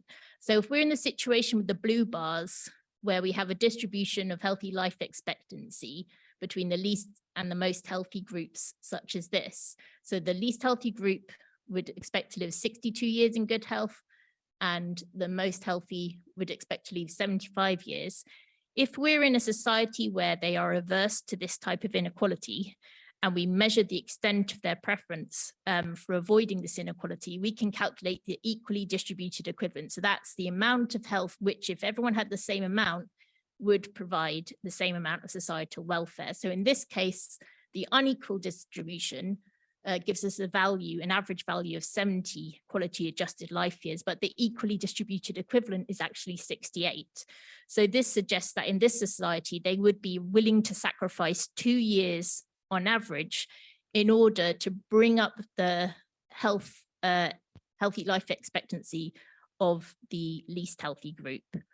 Now, it's worth talking about these bars in a bit more detail, because I think Mónica mentioned the issue about potentially diminishing the outcomes in the upper, in the most healthy, the most advantaged groups in terms of achieving equality. So the difference between these two situations is not taking away anything from these individuals. It's a different forecast. It's a different allocation of resources that will produce a different set of results. So we're not removing health from one individual and assigning it to another. We're making a different choice about our allocation of resources, but the implications are that in the future, the expectations would be different in this regard. Now, measures such as the Atkinson index would, they increase as you increase overall health. So they go up as you increase overall health, and they also go up as you reduce inequality. And they actually favor improvements in health quite strongly, even at high levels of inequality aversion. So I'll give a bit more information about how you might interpret the something like an Atkinson inequality index. So within the UK, there's been a study to look at how inequality averse the general population is, and it estimated an inequality aversion parameter, so that's this epsilon character here, of around 11. Now, the number itself is not very meaningful. The way that they established the numbers were they asked people to make a series of trade-offs between different policies, one that would provide more health overall, but one that would provide less health, but a greater proportion of the benefit would go to the more disadvantaged group. Now, that inequality aversion parameter of 11 then determines the weights for health gains at different points in the distribution of health. But those weights depend on the starting points, the levels of health in the population. So given the UK distribution of health and this inequality aversion parameter of 2, we get an Atkinson index of 0.02 for the UK population. So that suggests that within the UK population, the relative inequality, because the Atkinson index measures relative inequality in health, reduces the societal welfare that we get from population health by about 2%, or correspondingly, the population would be willing to sacrifice 2% of the current health in order to achieve an equal distribution. Now, we're never going to be in the position of choosing between a policy that gives us an equal distribution. We're generally talking about much smaller changes, a slightly more equal distribution versus the less equal one. But if we are willing to go so far as to calculate an Atkinson index, which in and of itself requires a very strong set of assumptions, it requires you to specify the groups with which you have your equity concern, the outcome of interest, in this case, it's quality adjusted life expectancy, and to specify the level of inequality aversion, then it makes the process of economic evaluation very straightforward, because instead of calculating the net benefit from a particular policy, we can simply calculate the equally distributed equivalent benefit and prioritize our decisions accordingly. However, it's unlikely that people would be willing to make explicit the series of assumptions that you would need to make to get this far. So ideally, we want to see how far we can provide information to support decisions without having to go to this degree where we're asking policymakers and stakeholders to be very, very specific about the nature and level of their inequality concerns. So if we start from the information provided in a typical cost effectiveness analysis, and we have the difference in cost between two programs on the y-axis and the difference in effects, and we have a cost effectiveness threshold. And if you're below the threshold, the policy would be cost effective. So that's the typical information that you would get. But we can use this cost effectiveness threshold to either divide through by the costs and calculate net health benefit, or multiply the effects and calculate net monetary benefit, and provide a single summary outcome of cost effectiveness. And we could plot that on this y-axis here, and then we could provide additional information on this x-axis about whether the policy increases or reduces health inequality. If we provide a range of measures about whether it increases or reduces absolute inequality, relative inequality, or shortfall, and they all agree, might be reasonably certain that it has a particular effect, or you might have policies that would fall either side of this depending on the measure that you use. But we might identify policies that for a range of different measures of health inequality would reside in this kind of win-win quadrant, where it both increases population health, or would be under traditional terms determined cost effective, and reduce health inequality by a range of number of measures. So without being very specific about the level of the inequity concern, we might be reasonably confident that we're gaining value by recommending that particular policy. And down here again, we might identify a kind of lose-lose situation. And it's only in these quadrants here where you'd need to get more specific about the amount you're willing to trade overall health for the inequality reduction. So we have done this for in a range of different settings, and I'm just showing an example here where we applied it to the NICE public health intervention. So NICE has a number of arms. They have a health technology assessment arms, and they have a public health intervention arm. And this is the cumulative impact of all of these recommendations by NICE if they were to be implemented at 100%, which we know that they're not, but this is an illustrative example. You can see that most of their recommendations fall in this kind of win-win quadrant. It's important to understand that even cost effectiveness information is not driving these decisions in all cases. Sometimes the cost effectiveness analysis doesn't have much data, is uncertain, is not based on much good quality data. Sometimes there's factors outside the cost effectiveness analysis that mean that something would be approved even if it doesn't appear to be particularly cost effective. And the same probably goes for inequality information, but the majority of them up here, if we sum the health gains, we'd get 23.2 million QALYs from the cumulative impact of all these recommendations. If we add in the social value of the impact it has of reducing the quality adjusted life expectancy gap by about nearly half a quality adjusted life year, we get 28.6 million equally distributed equivalent QALYs in terms of value. So if you think about using this information in something like budget setting decisions, and you multiply these values by the consumption value of the QALY, you can see that incorporating that equity value of the different policies might lead you to a different decision about how much budget to provide to public health. This is another example looking at health benefits package design in Malawi. And this was originally informed by doing cost effectiveness analysis of different interventions that could be included in the essential health package. Again, so the black ones were included in the essential health package and the white ones were evaluated but not included. Cost effectiveness analysis is not the only driving factor behind what is included in the essential health package in Malawi. But if we also calculate the inequality impact here, we see that again, a lot of them are lying in this win-win quadrant. And if we define our benefits package just using cost effectiveness analysis versus if we include inequality information and define it using distributional cost effectiveness analysis, we get very similar health benefits packages. We only get one intervention different, which was high cholesterol treatment, which was not cost effective, but reduced inequality. So by including that information, it would have been considered worthwhile. One thing I want to mention about applying it in this setting and the types of measures you can use for inequality reduction is some of the conversations we had about applying this in Malawi, which is a very, very poor country, where if you look at the distribution, the population distribution of health and measures of disadvantage, nearly everybody would be considered to be quite disadvantaged. And there were some concerns about reducing inequality in a situation like that. But if you've used your measures appropriately, you're applying your weights to people according to their position, according to their levels, and according to their disadvantage.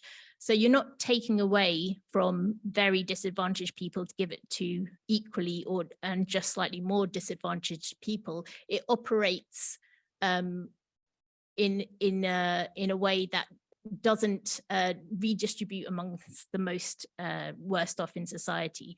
So it's perfectly reasonable to apply it in this setting, and the weights will reflect the fact that everybody already has those low levels of health and those low levels of advantage.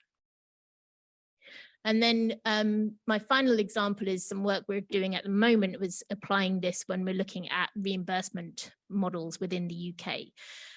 So this was how hospitals are reimbursed for the care packages they provide to people who experience hip fractures. So this would be a bundle of payments, for example. And what they did was they revised the reimbursement of these hip fracture care and said that if you meet all these quality criteria, we'll pay you more. And if you don't meet them all, we'll pay you a bit less. So we've done some analysis to check what's the inequality impact of changing that reimbursement scheme.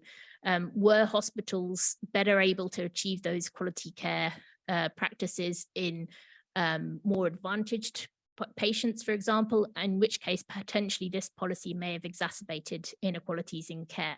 And initial results suggest that that might be the case.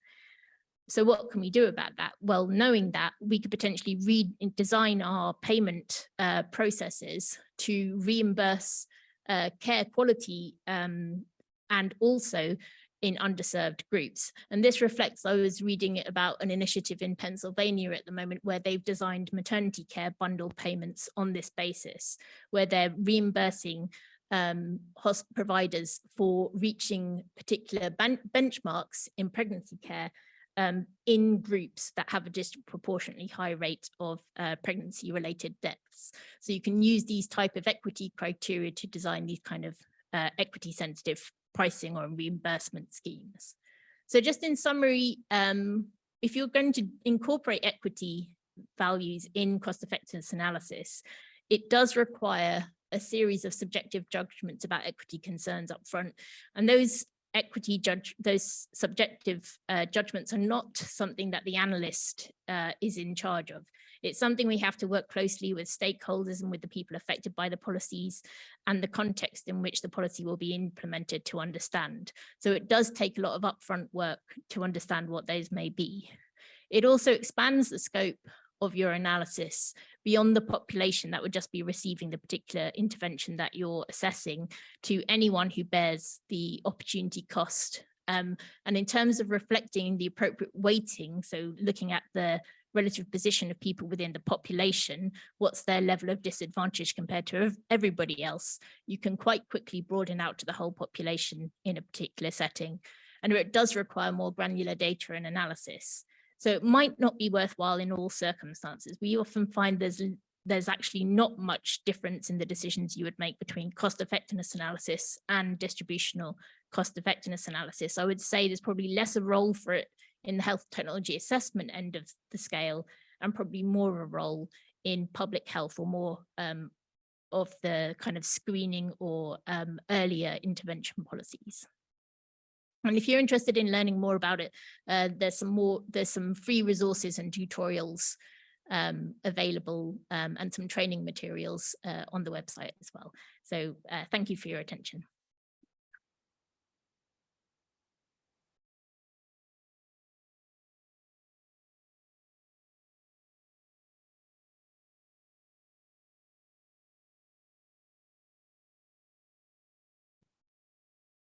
Okay, we're going to move to our Q&A session. So give us a few minutes. We're going to set up some chairs and transition to that. So we'll reconvene in about 5 minutes.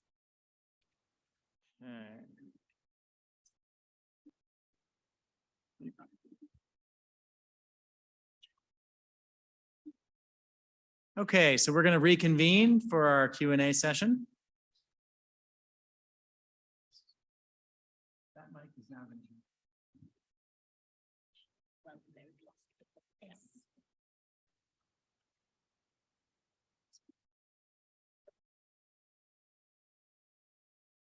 So we're going to open it up. The way it's going to work here is there's these little microphones that all have red dots on them.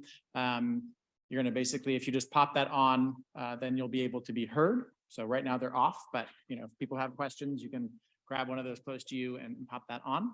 And so we're going to just open it up generally to questions. And as people are kind of getting ready, I can go ahead and maybe start off with a question. And so I'm going to start with Sherri because she's been waiting the longest to speak again.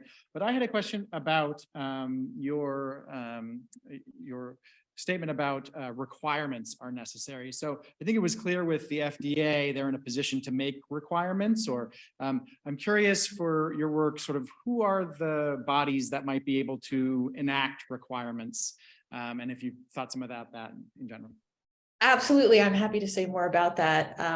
We know that the impact of journals and funders in particular can play a huge role in issuing requirements, and that people will do it. If it's required in order to submit to NEJM or JAMA or some of these other journals to report certain information or to evaluate certain metrics, people will do it. Same thing with funders. We've seen foundations who require papers to be published open access, that's made a difference in incentivizing people to submit to different types of journals where there isn't an embargo period, for example.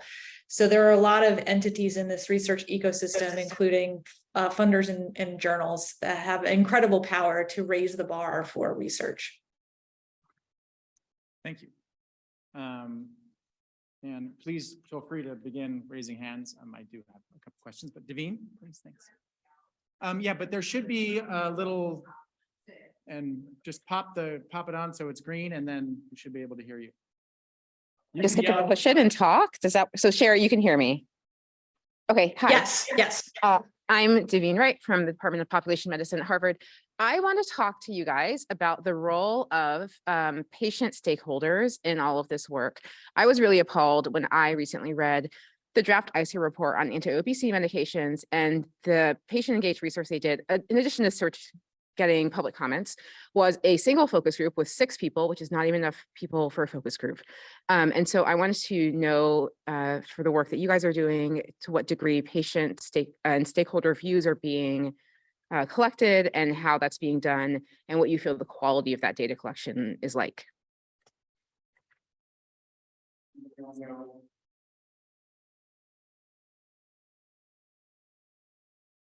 Yeah, so that microphone should be right over there. It's going to take a second. So this is still green. Do I turn it off now?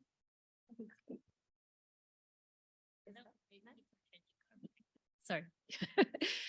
So in terms of how patients and the publics are involved in the type of work that we do, there's kind of 2 roles. There's one where we're encouraged at the moment, very strongly encouraged by all funders, to have patient and public members as part of the research design process. And so they would inform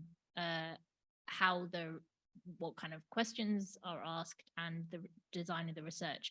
That does tend to be smaller groups of people because they're essentially working alongside us as researchers. In terms of how you elicit the values that are imposed, that's more, that's kind of, I guess, primary research into public views, and then it's pretty typical ways in terms of taking a sample of the population. But that in some of this research around inequality aversion, for example, it's as I mentioned, it's very sensitive to how you ask the question and who you ask the question of.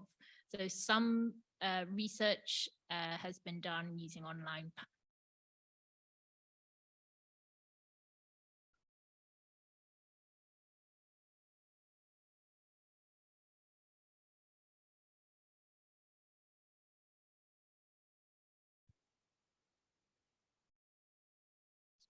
Yeah. Okay.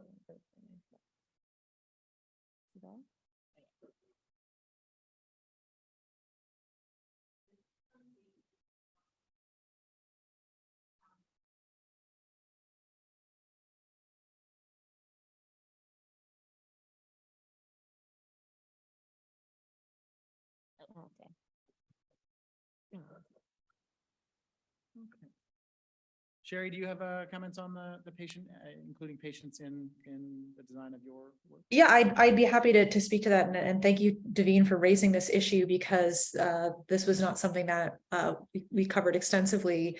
And how do I put this not even delicately? The work on this in the algorithmic space is appalling, and the incorporation of patient stakeholders is almost never considered. So there's very little work doing this in a thoughtful, community-based participatory research, and the intersection with algorithms is pretty abysmal. And one of the things that I'm incredibly excited about with the work that I discussed about the causal network models, the future work that I'm working on, community-based participatory research is a huge component of that work and was part of the grant submission. And so I'm really looking forward to developing that in partnership with many different stakeholder communities, including patients. Yeah, more in a more general view, part of the design that I was talking about for individual to population and back was that refeeding with the and readjusting best practices with the local knowledge, was indirectly thinking about not just the local authorities or the systems locally, but also the patients. And that was the example of our mistake underestimating or not even considering transportation in the implementation of treatment for diabetes. And so I just want to, I know ICER's done, try to pay attention to including more and more patient stakeholders. So I'm curious, what would you have liked to have seen? What more? You need more than 6 people for a focus. Sorry. For a focus group, yeah. So they often do also reach out to patient, foundations and stuff like that. But so just more individuals, yeah. Mm-hmm.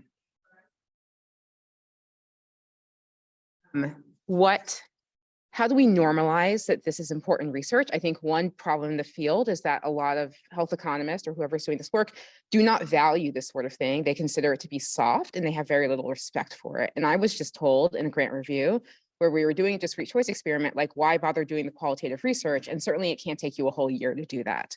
And I'm not a qualitative researcher, but I have a lot of respect for it. And I realize that it helps us tell the stories that we see in our data and provide a lot of context to why we're even doing that work. And I think we as a society of people here, whatever group, need to emphasize to our colleagues that this is important, that it is valuable, that it is rigorous, and it should not be sort of like the importance should not be undersold, I guess. But you can't just say like we collected some letters and not even do like do a thematic analysis of the content of the letters. Like in addition to having, yes, you talk to some stakeholder groups, but like 6 people from one organization in a focus group. I think Sherri was kind with the word appalling because I would have said that's bullshit and disrespectful. We need that. No, I appreciate that. And it's an interesting comment for someone conducting a DCE that you should skip over the qualitative phase, which is really fundamental, obviously, to that work. So, yeah. Okay. Additional questions? Yeah, we have a question in the back. So yeah, you just come forward, and Daveen, if the light's still green, you can take it over. Okay, thank you. Hi, I'm Bianca Frogner. I'm a professor in the Department of Family Medicine and a health economist over there. Thank you for your wonderful presentations. So each one of you sound like you've interacted with a broader public, including policymakers, to try to get them to help change things because they are certainly a gatekeeper to making some of the policy changes that we need to actually address population health and health equity. And I specifically think about the work that you talked about, Sherri, around Medicare risk adjustment, which I had done some work on a long time ago. And one thing that came up in that conversation was that policymakers or the people behind it don't understand anything more than an OLS at best. And so a lot of times we're talking about, even at CHE, you're talking about, Susan, that things around cost benefit analysis that you hope, or cost effectiveness analysis that you hope people might have some understanding about the methodology, but there are lots of complexity behind the methods that we're using to improve health equity. So how do you communicate these complex methods and convince policymakers that's worthwhile adopting these complex methods to actually make these changes and put them into place as part of their decision making? Because I hear this pushback from policymakers and the folks behind them that so complicated. I don't really know. I don't really want to do it. So I don't know if you've experienced that yourself and if you have comments on how to address that part. Thing. Anybody want to take that first? Sherri, I think you probably get this one a lot with machine learning and it being black boxes and things like that. So, maybe I do get this question a lot, and I've been working on risk adjustment now for about a decade. And I will say that is definitely a common sentiment, although I do think that things are slowly starting to change. Where there's a receptiveness to potentially considering other types of approaches. But I think the key thing here is, again, thinking about your stakeholder and what, if they're coming from a place of OLS, that's one of the reasons why a lot of my work has focused on constraints, because doing a constrained regression is just one step more complex than an OLS. It looks very much like an OLS, but it has these additional pieces, and it's much easier to explain that and defend that than trying to compel them that somehow during neural networks or a random forest, even that any of that is necessarily the direction to go. So I would say being strategic about the approaches that you decide to pursue, that's guided both by the health equity goal, but also the uptake goal. And fortunately, using constraints and penalties are a really strong methodological way to try and incorporate these health equity principles. And they also happen to be very close to what policymakers are used to. And I've had some really promising conversations with folks at CMS about small changes and then larger redesigns related to, in particular, Medicare risk adjustment redesign. And so that's the other thing that I was thinking as you were speaking was, making time for those conversations where you can, because it can take 10 years or it can take time, but getting that back and forth not only helps you understand where they're coming from, but also builds trust. And over time, they may come to this idea that the methods you're working on may be the right solution. And the project that I spoke about in Medicare risk adjustment that we're working on right now is policymakers are quite interested to see the results of our work for that. And so I'm looking forward to engaging with them in conversations about, okay, would you take exactly this and try to incorporate this into Medicare, or how can we bring what you're doing now and what we propose together in order to try and achieve our equity goals? And it seems like as you sort of begin to build the evidence base around what this does in actual practice, it'll probably ease that transition or ease the communication as well. Yeah. I mean, Susan, I think, perhaps the folks in the UK and the decision makers there are more familiar with cost effectiveness than the variety of groups that have to make decisions based on that here. But have you seen that evolve over time, or, how receptive are they to sort of the expansions beyond what they're comfortable with into new methods and things like that? I mean, I would say in terms of the methods, it's not I wouldn't say I've seen concern about complexity of methods. There is some concern about the amount of resource that you would need to implement these. So it's more of a kind of cost and constraint. So they wouldn't be willing to do this in all cases if it does take more resource. And I would actually say the more conversations, the more pushback, or at least the pause point for a lot of these things is quite the opposite of it being a black box. It's about having to be very explicit about the nature of the concern and how it is actually impacting the decision. And that's actually caused a stopping point in my experience before, because it's politically massively sensitive. If you were to do something like this, even if you still explained it's part of a deliberative process, it's not an algorithmic way of making a decision, it's just a piece of information that you're using to support the decision, it's still hugely sensitive to make it a bit more explicit than maybe the current informal methods would do. So we don't know right now exactly how much weight it's having in the decision, and maybe that's better politically for certain parties. Yeah, I'm not gonna claim that I have a lot of experience, but what I notice, at least at the level of regions and areas, is local authorities are more open to see alternative measures and design alternative measures. So maybe at the federal, that's where we see, or the state level, but at local levels, there is a lot of, and a lot of the best practices most of the time you see in the US have this local implementations that then they extrapolate to larger populations. So I think as the first step for anybody creating a new methodology is first finding that local area that will be willing to use it. But that's what I've seen. Anubhav, go ahead. So great presentations all.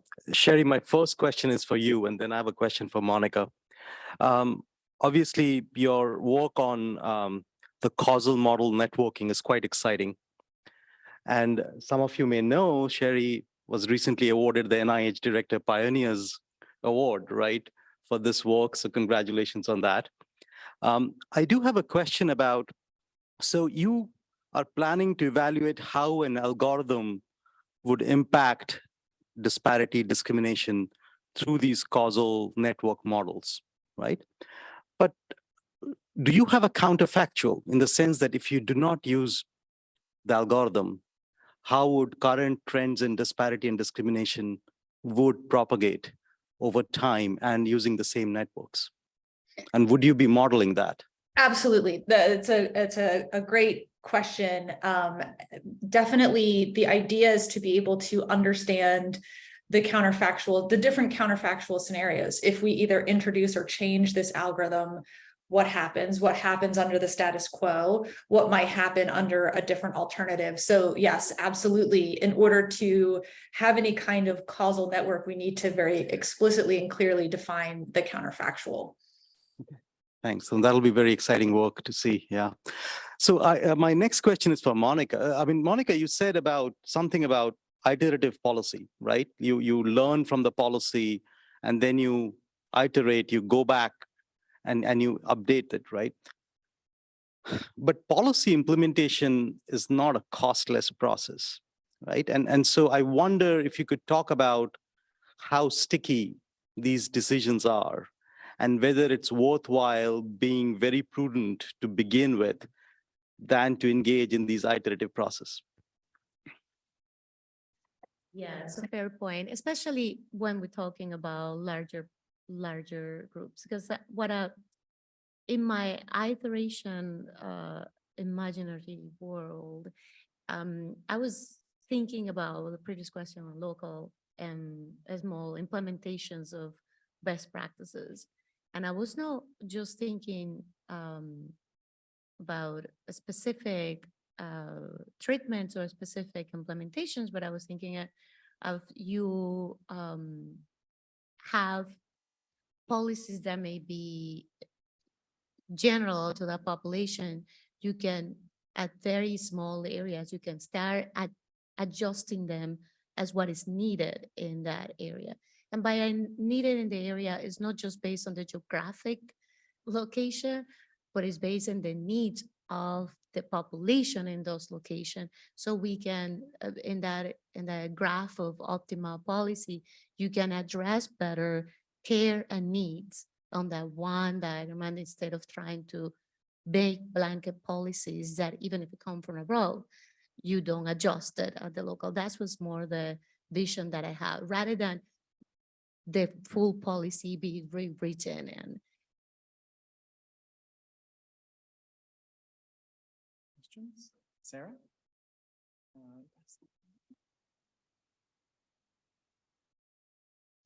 Hello. Hi. Thank you for the wonderful presentation. So I'm a fourth-year PhD student here at Choice, and I have a specific question for Sherri. Can you hear me? Yes. Okay. So my question is, so you were mentioning that there is a need of some kind of minimal standard when we evaluate models and algorithms. And part of it is the need of some group fairness metrics. And there should be more than one, like multiple metrics. I'm wondering if you can talk more about what should be in that set of metrics that we should use, and what do we do when these metrics have conflicting results? Thank you.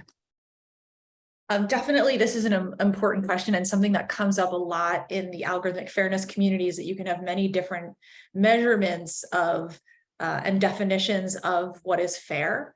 And sometimes those definitions can conflict and be context dependent. And that's one reason why I don't claim to have all the answers. And I think we do need to have a consensus group about this in order to identify what will we decide is the minimum standard. Is it having any metrics for group fairness, or are there a set of them that we can identify and agree upon that these several are kind of the minimum standard? And we also know that there are complexities depending on what your outcome is. If you have a binary outcome, if you have a categorical outcome, if you have a continuous outcome, the metrics will all be different.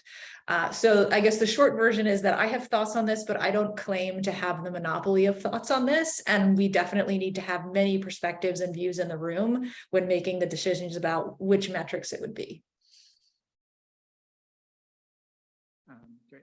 There's a Q&A. So before I read that, I do have a question for Susan, just one, which is thinking about, I know you've kind of translated this work to other countries. And so what's the process for that, sort of taking something that you've sort of almost not fully rendered, but have, established in one place, and then try and translate that work to another setting? You've done work with developing countries, but, obviously relevance for translating that work to the US and et cetera.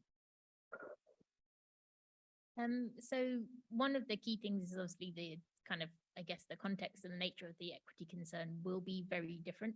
So it's working with stakeholders in the relevant setting to determine what are the concerns and what type of questions to ask.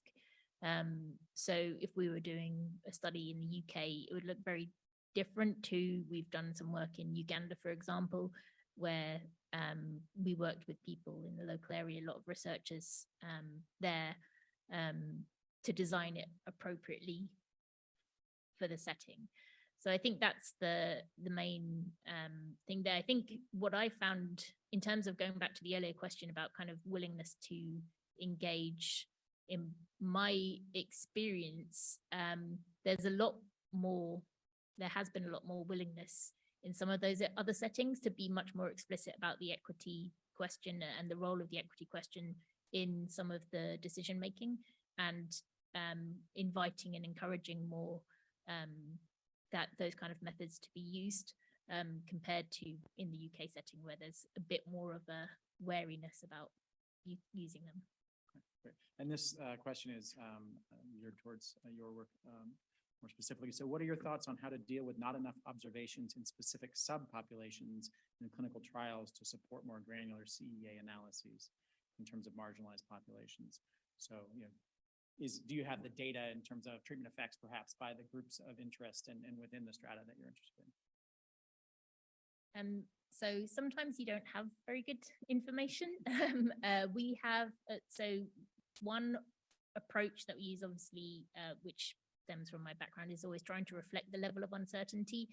And one of the questions that we got asked a lot at the start was, would you always be so uncertain that it's actually, you couldn't say whether it increases or reduces inequality? Is there just too much uncertainty here because of a lack of information, because of a lack of data. But when we've examined this for a number of different policies, we found that actually the uncertainty is not so large that it would cause you to, not be able to move forward with that information. In fact, the driving information tends not to be treatment effect heterogeneity, although that might be very difficult to determine. It's actually more about access and uptake that is the huge causal influence in terms of these differences. So you do get some differences in effect, but they're not necessarily the biggest issue. In terms of access and utilization, then lacking data is an issue more for particular policies than others. So if you've got something delivered in secondary care in a system where you've got electronic health records, you might have reasonably good information on who's getting it. But if you've got a public health intervention, then you might have very little information on who's actually being impacted. So we're about at time. We could perhaps have one more question if there was. Any other questions out there? All right, last question, wrapping up. Last question to Susan. This dilemma about choosing a cost-effective treatment versus one that reduces inequality.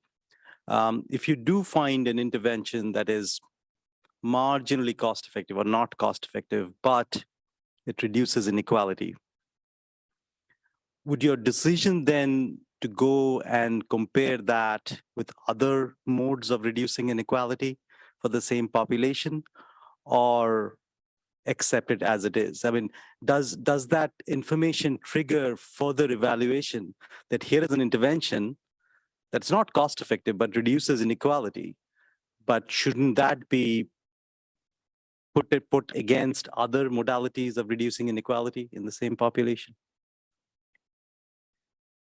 So I think when you're looking at this question of equity impacts, then I think it really broadens the scope of your analysis sometimes, and it can broaden the scope in terms of the population you're looking at, but also potentially the relative comparators. So if you're choosing between different health interventions in a kind of narrow setting, then I think you could be reasonably assured that you could base it on that intervention. But when you're considering much broader policies, the set of interventions might move even beyond the realm of health interventions to include policies about redistributing income. And that might be a more efficient way of addressing some of the inequality concerns than adjusting how you deliver healthcare.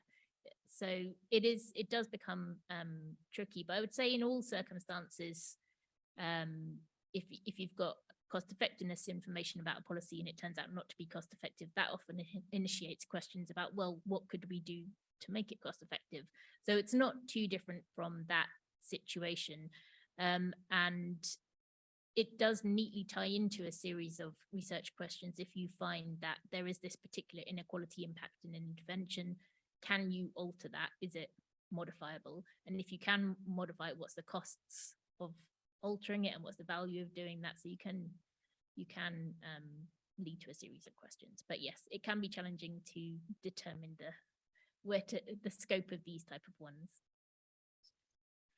Okay, well, with that, we're going to go ahead and adjourn. Please join me in thanking our speakers today. Just excellent presentations. Thanks for joining us online. Those of us here, we're going to have a reception, which is across in the rotunda. Those online, yes, you can run down and join us. Otherwise, we'll be happy to see you wherever we see you next. So thanks again. Bye, everyone. Thanks, Sherri. Really appreciate it. Because I'm interested by the causal network model.